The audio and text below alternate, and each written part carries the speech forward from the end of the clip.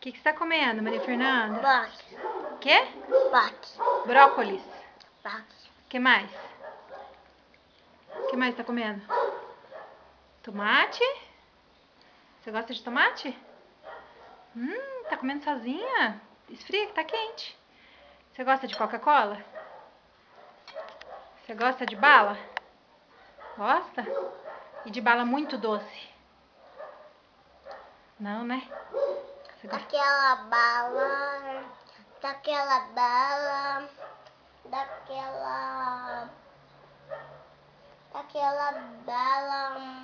Bala de coco você não gosta, né? É? Muito doce, né?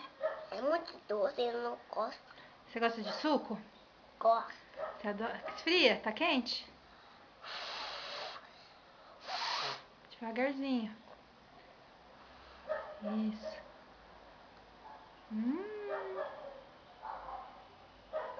Que papá, o papá da mamãe tá gostoso? É? Você gosta de Coca-Cola? Não, né? É ruim? Mas de suco você gosta. Muito suco?